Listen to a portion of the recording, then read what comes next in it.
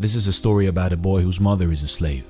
He is separated from her when he is only a few weeks old. After that, his grandmother takes care of him.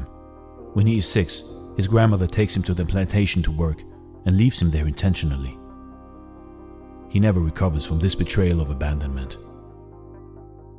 Later on, he's sent to work for a ship carpenter by his master. Despite a ban on teaching slaves, the carpenter's wife starts teaching him the English alphabet. But soon, her husband finds out and forces her to stop teaching him. Determined to read and write, he continues to learn from neighborhood white boys by giving away his food in exchange for lessons. As his knowledge and vocabulary grow, he begins to read newspapers and political books. The more he reads, the more aware he becomes of the social injustice against him. One day he buys a copy of the Colombian Orator, a popular school book, which helps him to understand the power of spoken and written words. He learns that educating his people is the key to fight against social injustice.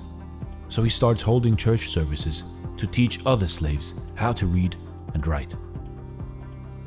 His weekly services grow in popularity, with over 40 slaves attending, but soon angry slave owners shut down his class. He gets sold to a new master. His new master is a monster in form of a human being. He enjoys whipping his slaves who won't follow orders. Our hero endures this brutal whipping for about 6 months, until he can't take it anymore, and one day he fights back. The fight between him and the brutal master lasts for 2 hours, and eventually the master surrenders.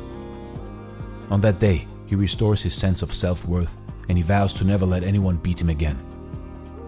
At the age of 20, after 2 unsuccessful attempts, he finally escapes from slavery by impersonating a sailor and flees to the north. To continue fighting against injustice against his people, he decides to spread his knowledge and wisdom. Whenever and wherever he can, he attends abolitionist meetings. In 1841, after attending an abolitionist convention, he takes the opportunity to become a lecturer for the Massachusetts Anti-Slavery Society. This leads him to public speaking and writing. Soon, he starts writing and publishing books on slavery and founds an anti-slavery newspaper titled The North Star.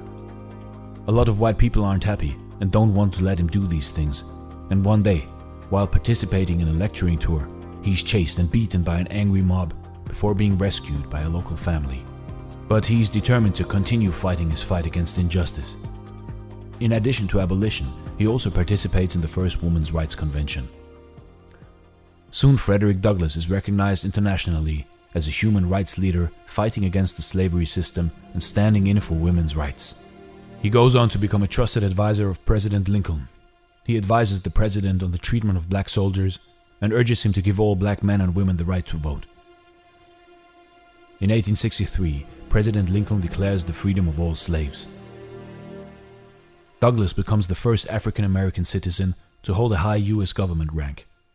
He is also the first black person to receive a vice presidential nomination, although he did not campaign for the office. He keeps on inspiring people to use the power of education to effect positive change in themselves and society. His words will inspire future presidents and inspire those who will fight for justice after him. Frederick's journey teaches us to never give up in the face of adversity. Frederick Douglass once famously said, "If there is no struggle, there is no progress." Those who profess to favor freedom and yet depreciate agitation are men who want crop without plowing up the ground. They want rain without thunder and lightning. They want the ocean without the awful roars of its many waters. This struggle may be a moral one, or it may be both, moral and physical, but it must be a struggle. This is Dare to Do Motivation, real life stories. Thanks for watching, and as always, stay blessed.